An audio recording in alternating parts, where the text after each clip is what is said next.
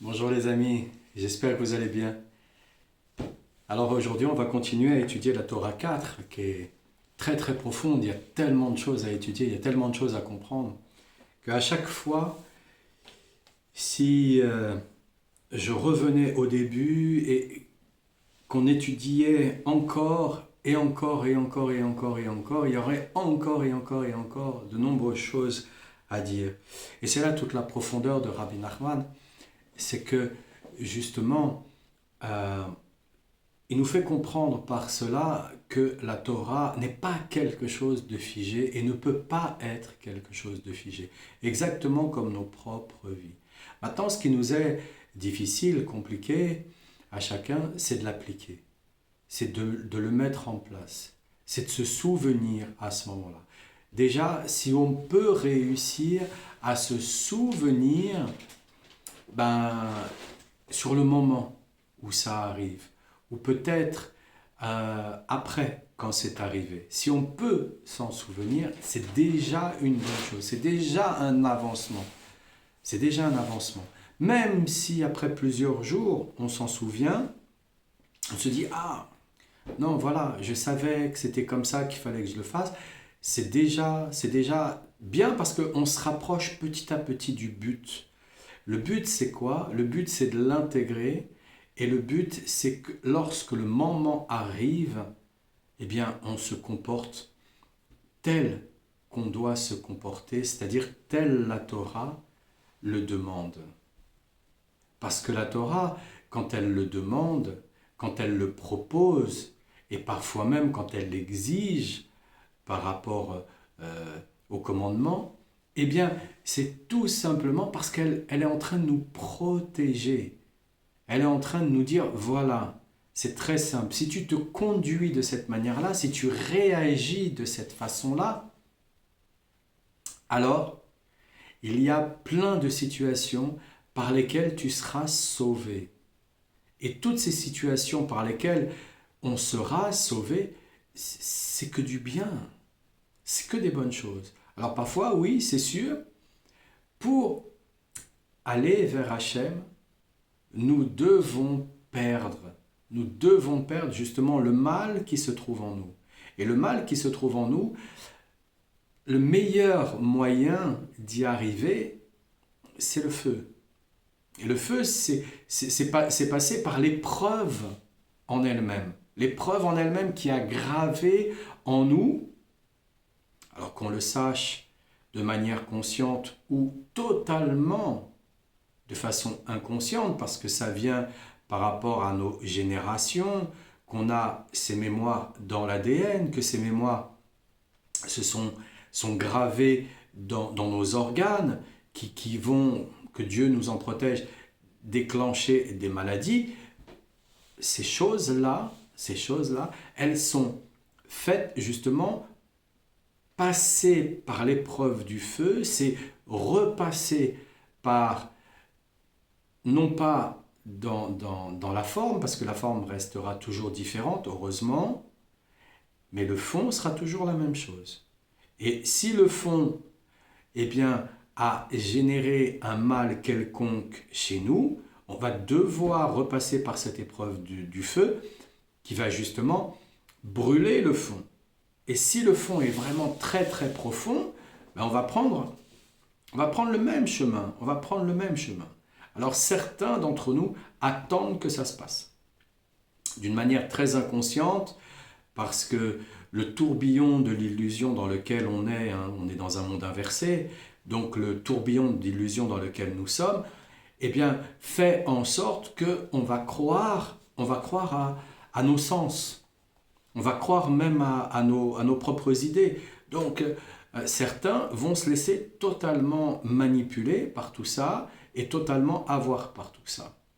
D'autres, parce que justement, ils suivent le tzaddik de la génération, ils suivent un sage, ils suivent justement la Torah et ils étudient la Torah dans ce sens-là, alors ils font tout justement pour rétrocéder, pour enlever ça, pour se donner justement des, des, des, des, des, des mérites qui fassent que ça nous apporte du bon pour nous et pour les prochaines générations que l'on a engendrées. Et de cet ordre-là, eh bien, même certains vont carrément aller les chercher, ces difficultés. Parce que ces difficultés, il faut les déloger parfois. Parce que ces difficultés, parfois, si on se met à le reconnaître chez quelqu'un, la difficulté, c'est que quelque part, on l'a nous-mêmes. Maintenant, si on juge carrément, c'est alors que c'est qu'on l'a, alors là, c'est sûr, on l'a. Et en plus de ça, on est carrément endormi par la morsure du serpent, donc par la difficulté qu'on reconnaît chez l'autre, mais qu'on ne voit pas chez soi-même. Donc là, Rabbi Nachman, il nous dit, voilà, faut passer par ces situations-là. Faut rentrer dans, il le dit même par rapport à David Ameller, il le dit dans le psaume 37, verset 11, ce sont les humbles qui hériteront de la terre. Les humbles. Mais c'est quoi un humble? C'est quoi être humble? Moshe Rabbeinu a été humble. Moshe Rabbeinu, il est passé du stade de futur pharaon au stade de rien. Pendant des années, il était rien. Et c'est après qu'il a commencé à être reconnu. Et même en étant reconnu dans le désert, voilà pas que ils essayent de l'assassiner. Donc il y a de l'humiliation. Et c'est dur à entendre parce que c'est quelque chose qui fait mal, qui nous prend dans notre cœur, qui nous prend dans nos entrailles, qui vraiment, ça nous prend dans nos tripes. On en est bouleversé de ces situations-là, les situations d'humiliation. Mais l'humiliation, c'est le chemin pour rentrer dans l'humilité. Moins on prend les choses sur soi-même, et plus on en devient humble. Ça ne veut pas juste dire qu'on reste hyper serein parce qu'il y a un souverain qui vient nous dire « Ah, super, ton travail, il est génial, tu as fait un super travail, tu es vraiment quelqu'un de bien. » Non, c'est pas juste ça. C'est pas juste ça. C'est pour rentrer dans l'humilité, c'est vivre des humiliations. Alors Dieu sait si le peuple d'Israël a vécu des humiliations, donc Dieu sait si à quel point on peut être tous dans cette humilité, et même on a déjà les deux pieds à l'intérieur de cette humilité. Donc on peut s'en réjouir même, on peut s'en réjouir qu'on est déjà là-dedans. Mais il faut comprendre que l'humiliation, c'est le chemin pour rentrer dans l'humilité. Donc quand on a Moshe Rabbeinu qui vient nous dire, mais il est l'homme le plus humble, mais c'est l'homme qui a été le plus humilié. Le plus humilié. Il nous sort des griffes de Pharaon.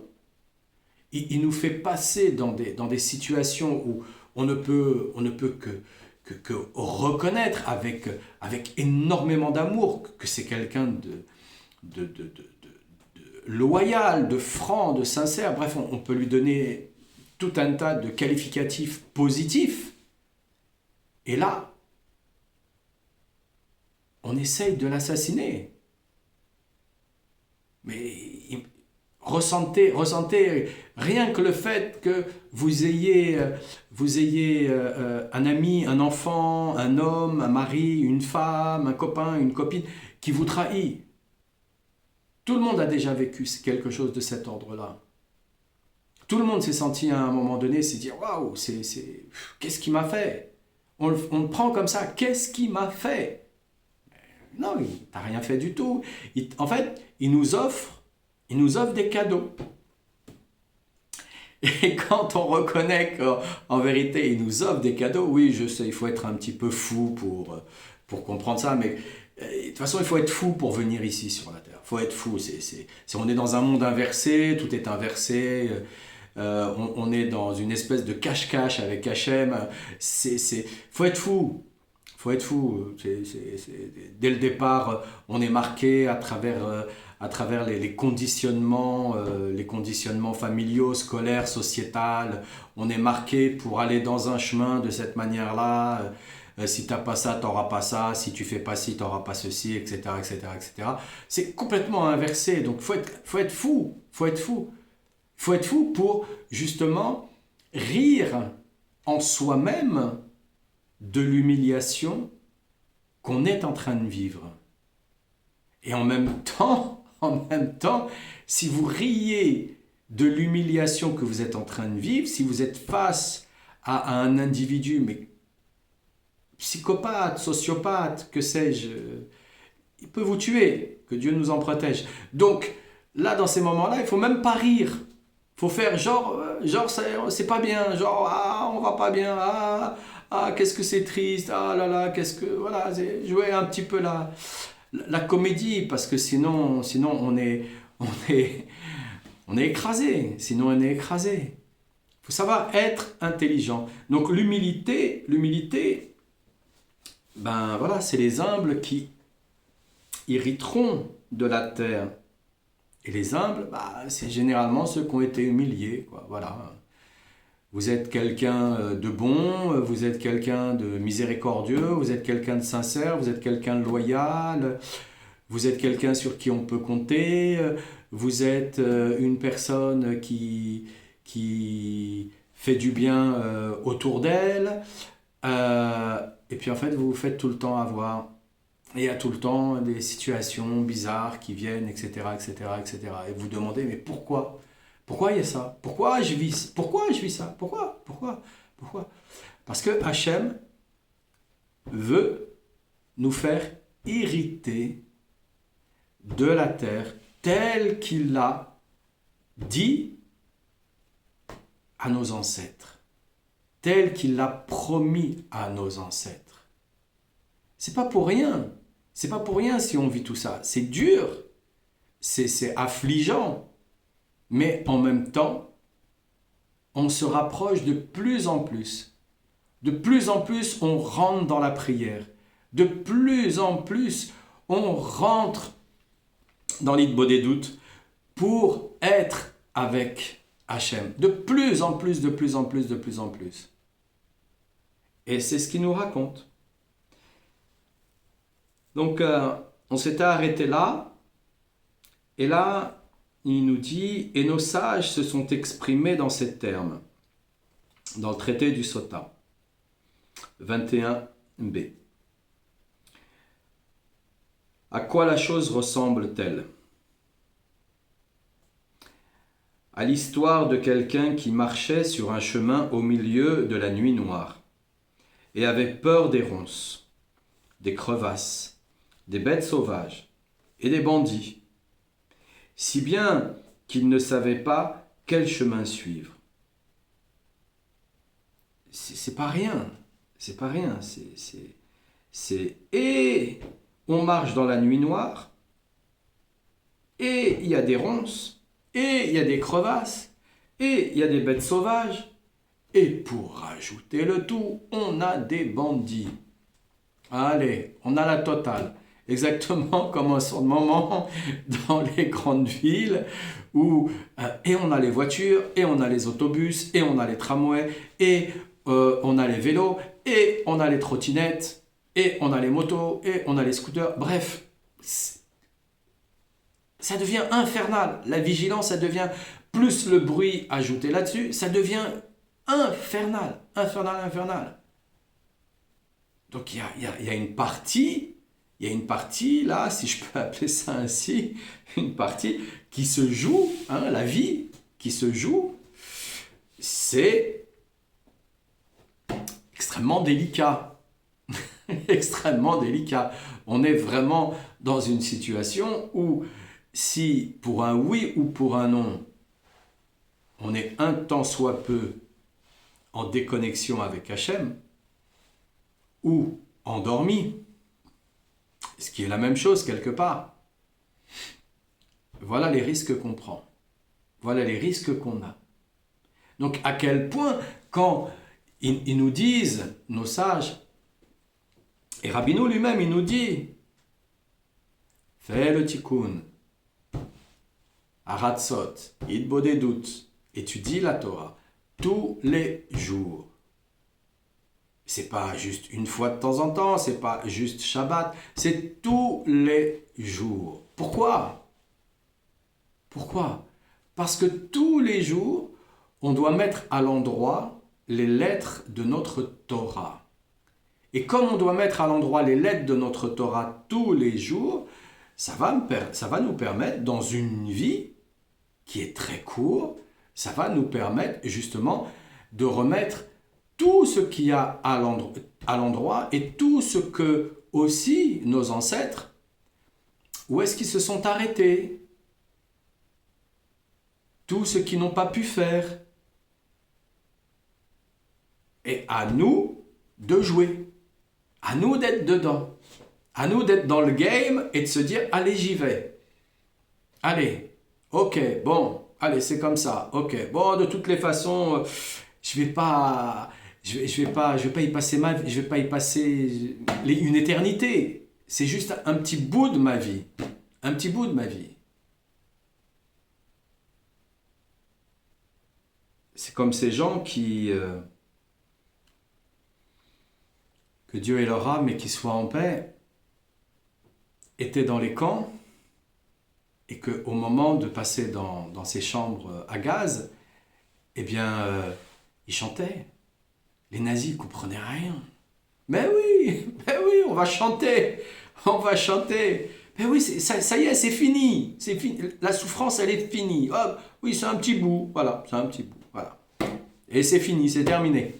On va pas jouer les gamins. On va pas jouer les gens capricieux. On va pas jouer les gens qui sont, comment on dit ça, bref, on va commencer à être adulte et à se dire, bon ben voilà, on nous a donné comment faire, on nous l'a donné à nous. C'est pas comme si on ne nous l'avait pas donné, on nous l'a donné à nous. Et c'est pas comme si ça n'avait pas été entretenu depuis 3500 ans, c'est toujours là. Et c'est pas comme si on n'avait pas des piqûres de rappel grâce au Tzadik Yesod Olam. On nous l'a donné et on nous le redonne. Et tous les jours, c'est pareil. Il y a des raves qui se mettent derrière leur caméra et qui parlent et qui donnent des cours. Pour tous les jours, grâce à Dieu, Baruch Hashem, on utilise aujourd'hui Internet de ce bon côté-là. Voilà. Donc tous les jours, on a ce rappel. Donc on ne peut pas dire que non, on ne peut pas dire que c'est pas possible, on ne peut pas dire que non, on peut pas, voilà. On peut juste se dire waouh. Il est où le problème avec moi-même? Où est-ce que j'en suis là dans mon mode de réflexion? Attends, il y a mes ancêtres là, et ils sont sur le petit écran du téléphone ou de l'ordinateur, parce qu'aujourd'hui, on dit, ah, je regarde pas la télévision. Ouais, tu regardes pas, c'est rien la télé, c'est rien, comparé à ce qu'il y a sur YouTube ou à ce qu'il y a sur les réseaux sociaux. C'est rien la télévision, c'est rien, c'est vraiment strictement rien. L'endoctrinement, il se fait là, en direct. On a une troisième main, et la troisième main, c'est le smartphone. Donc là, on a la possibilité d'avoir une prolongation de paroles de nos sages, une prolongation de paroles qui nous permettent justement de comprendre comment on fait pour s'améliorer. Ah non, je ne suis pas parfait. Dans un monde imparfait, je ne suis pas parfait. C'est pas possible. Je ne peux pas être parfait. Mais par contre, Par contre, il y a une façon de faire qui va nous permettre justement de slalomer du mieux qu'on peut entre les difficultés qui arrivent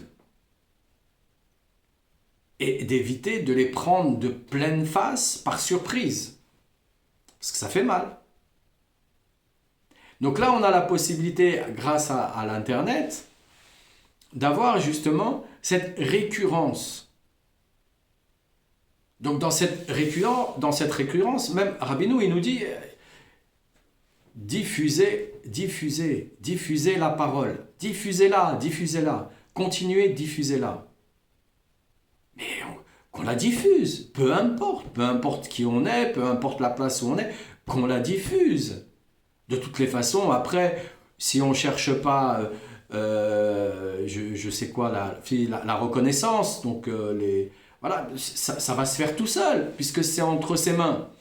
C'est lui qui va faire en sorte que on puisse avoir plus de spectateurs. Je ne sais pas comment on dit c'est spectateurs qu'on va dire sur YouTube, c'est des spectateurs. Voilà, on est des spectateurs.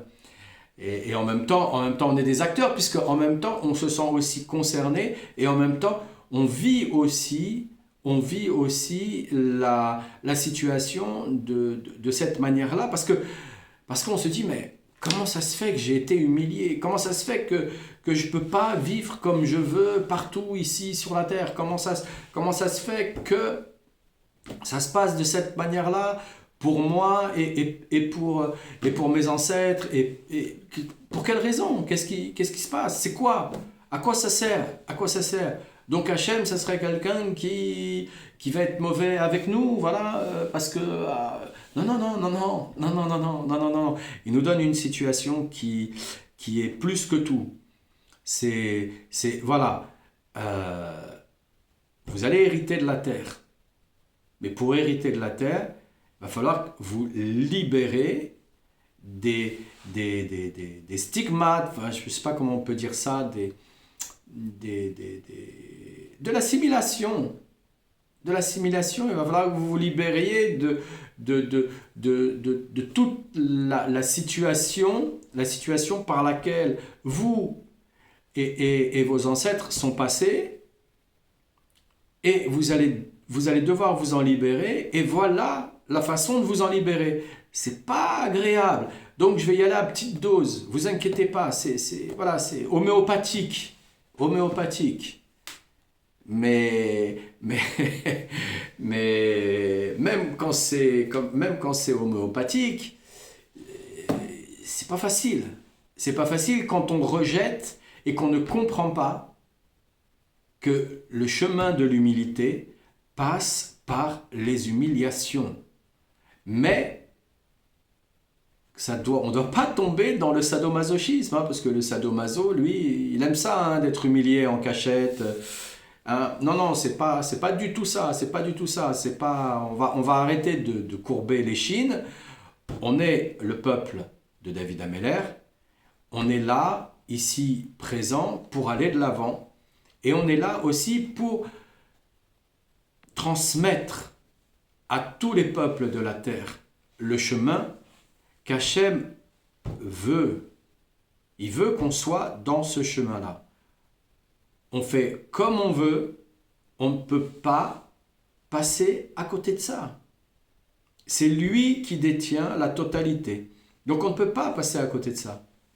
On peut prétendre que, oui, des prétentieux, oui, là, il y en a plein des prétentieux. Mais ça ne marche pas. Ça ne marche pas. Et donc, il nous dit, c'est une chose connue que les mauvais penchants et leurs dérivés découlent des 4 éléments de base, des 4 organes de sécrétion, comme cela est indiqué dans la Mishnah Hasidim. La tristesse et ses dérivés sont une origine dans la matière inerte. La convoitise provient du végétal. Il y en a plein qui convoitent. L'envie, enfin dans le sens envieux, c'est la plus grave des maladies qui existent sur la terre. Donc elle est là à cause de la convoitise. La futilité et ses dérivés découlent de l'animal. On a une âme animale. Le corps, il porte une âme animale. L'animal en lui-même, il vit dans cette futilité. Il vit dans cette futilité-là. L'orgueil et ses dérivés ont leur source dans l'homme doué de parole. Les orateurs, les savants, tous ceux qui ont appris un peu quelque chose, qui connaissent un peu quelque chose, ça y est, ils peuvent très très vite. On peut très très vite.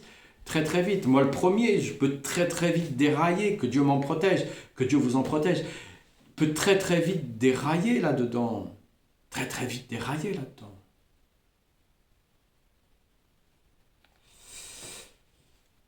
Celui qui désire emprunter le chemin de la sainteté doit s'efforcer d'éliminer ses mauvais penchants. Et à cette fin, a intérêt à se confier à un sage d'Israël et lui avouer ses fautes, et le sage d'Israël lui expliquera et lui indiquera la voie à suivre conformément à la racine de son âme. Il revient toujours avec le sage d'Israël, toujours.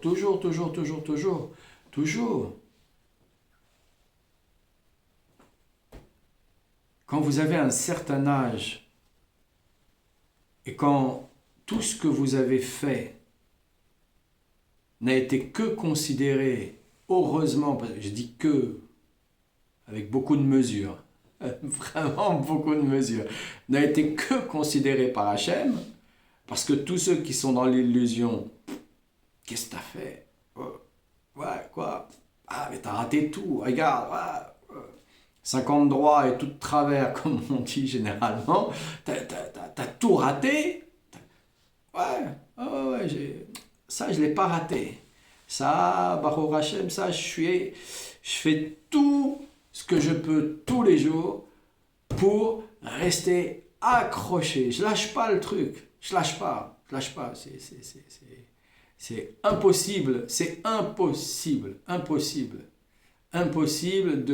de lâcher, parce que quand on tient à Hachem, il tient à nous, forcément.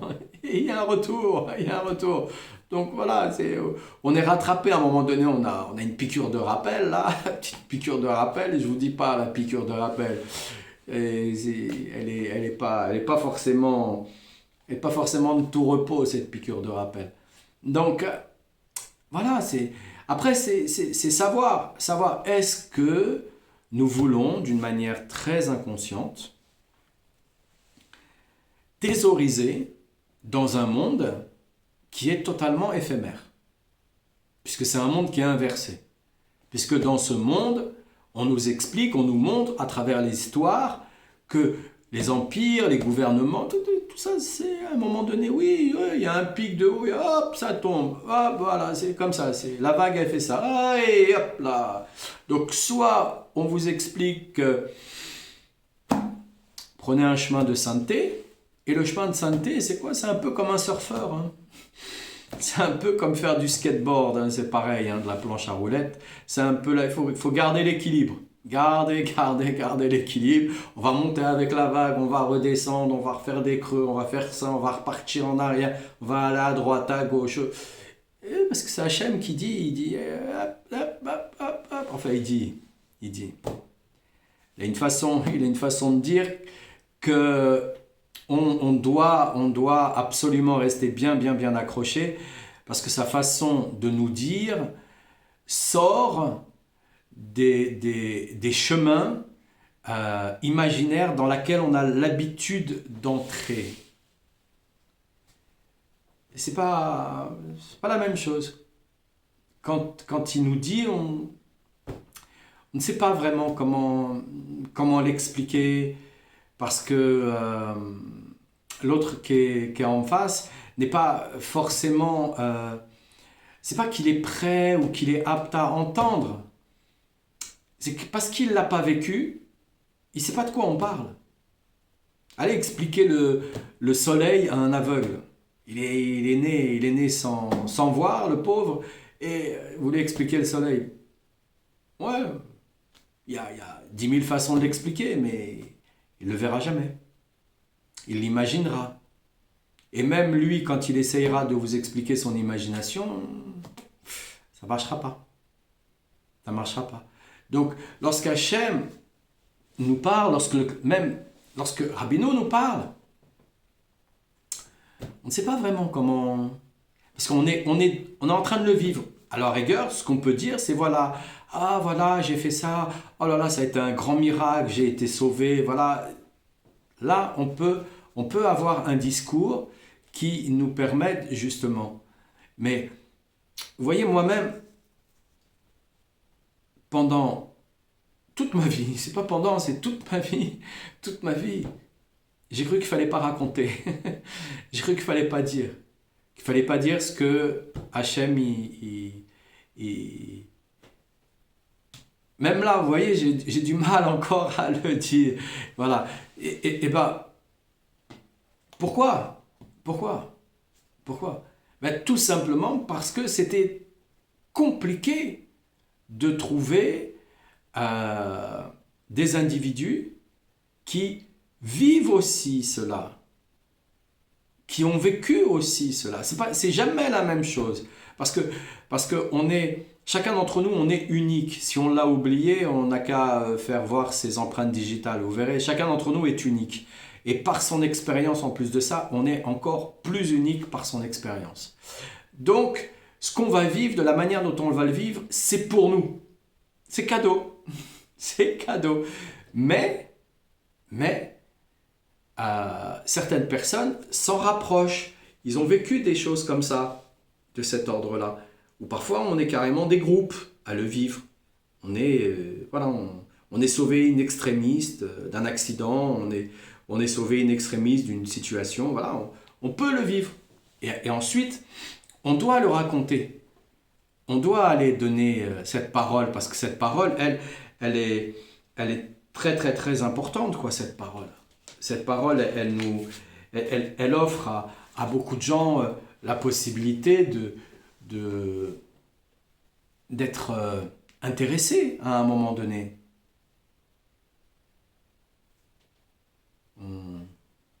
On se dit, ben, ça se rapproche peut-être de ce que j'ai vécu. Ah tiens, peut-être moi aussi j'ai vécu ça. Ah, peut-être moi aussi j'ai compris ça. Ouais. Et petit à petit, ça nous permet de sortir de cet inversement, enfin c'est inversement, de cette inversion dans laquelle on vit. Et petit à petit, en sortant de cette inversion, on s'aperçoit que le mieux, c'est de thésauriser pour l'éternité plutôt que de le faire pour une vie éphémère. À quoi ça sert? Là, comme il disait, l'autre là, le chanteur, comment il disait ça?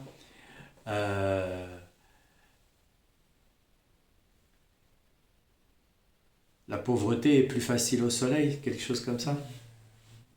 Il disait un truc comme ça. Charles. La misère est moins dure au soleil. Voilà, la misère est moins dure au soleil. Et c'est surtout que... Non, elle est moins dure sur le chemin d'Hachem. Parce que on s'adapte au langage et à la compréhension. On vient à mieux s'adapter.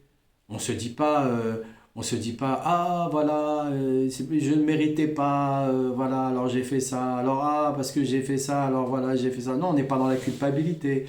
On n'est pas non plus en train de se dire, il fait des décrets sur nous à cause d'un anime. Non, on comprend. On comprend que, non, il est en train de nous apprendre petit à petit, qu'on puisse se corriger, mais on n'a pas... si on a un mode d'emploi qui est la Torah, et avec Rabbeinu, c'est plus encore en profondeur, c'est plus encore explicite, euh, on va chercher vraiment dans beaucoup de sens. Donc ça permet aussi de gagner aussi du temps, parce que le temps est court, c'est très court. Et ça nous permet de d'être aussi plus détendu grâce à ça. Mais par contre, on n'a pas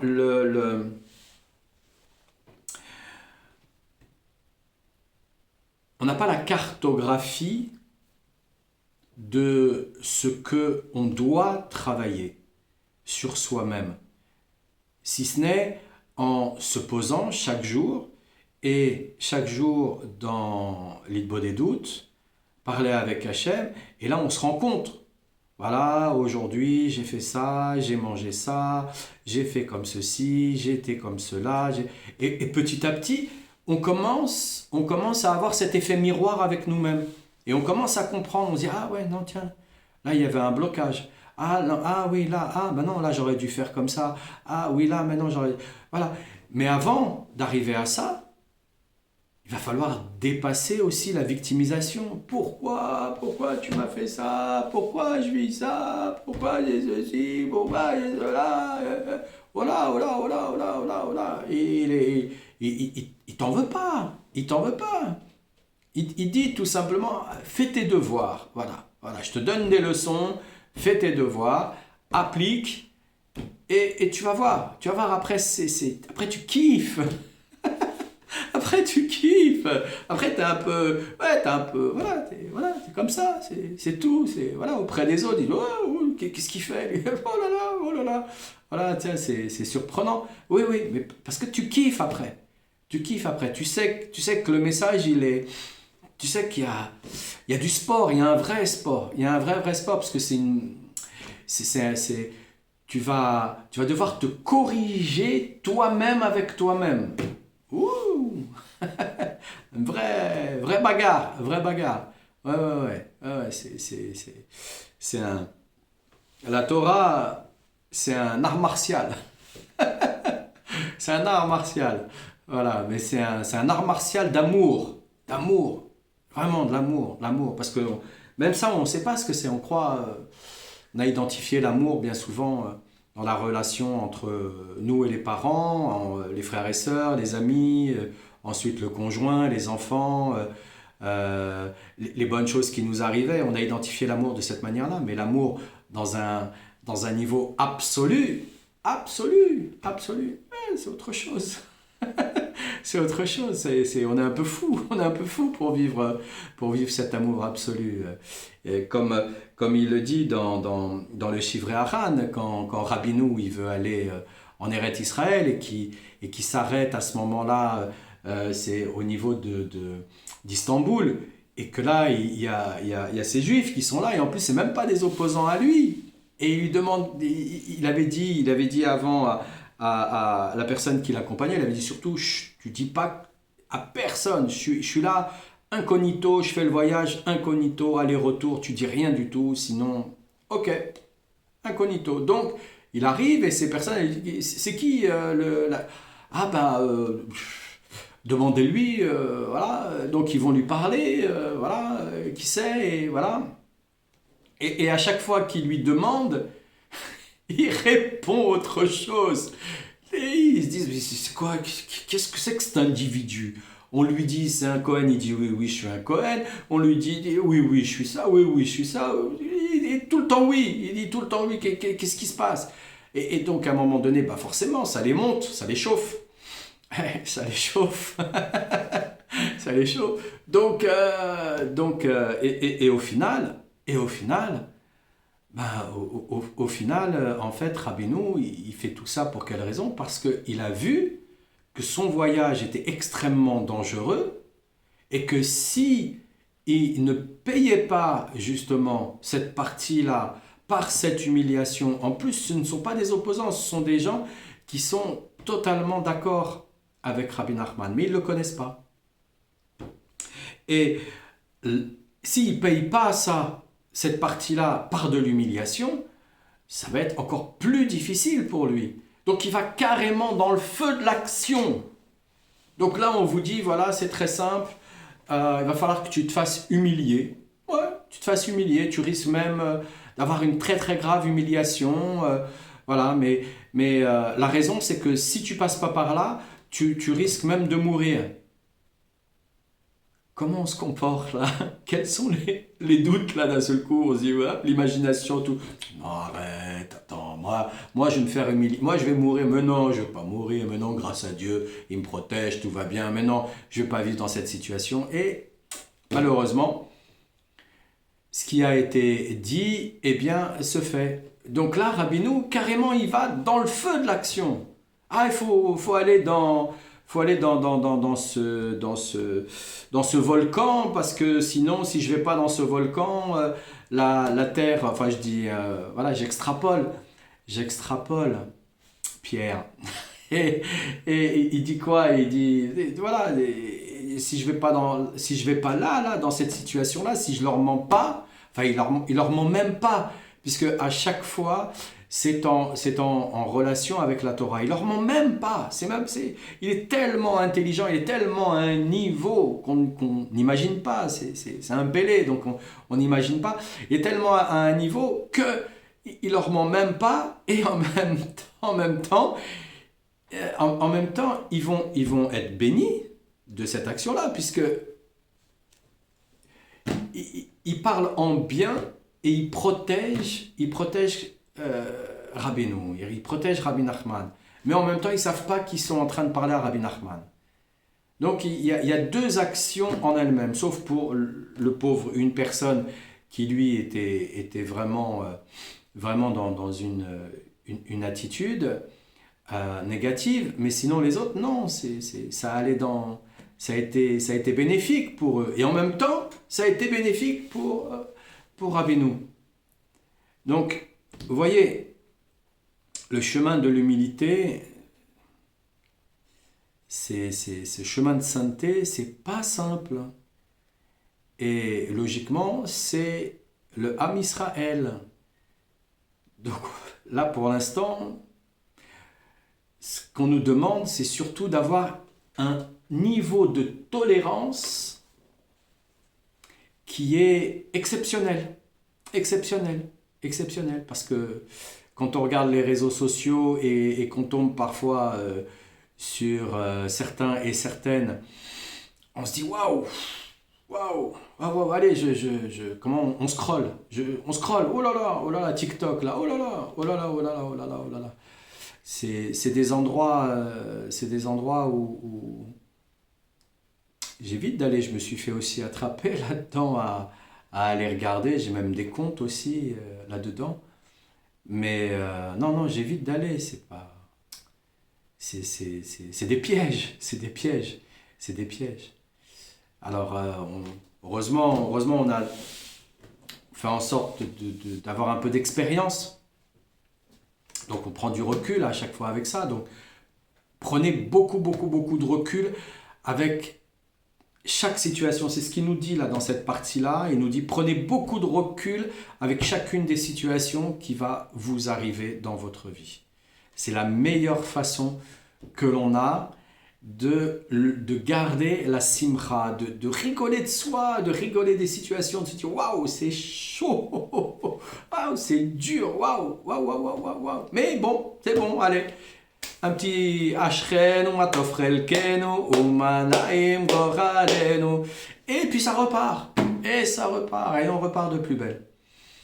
Alors les amis, je vous souhaite une bonne journée, plein de bonnes nouvelles et plein de bonnes choses pour vous. Et à très bientôt. Au revoir. À demain peut-être, oui, à demain.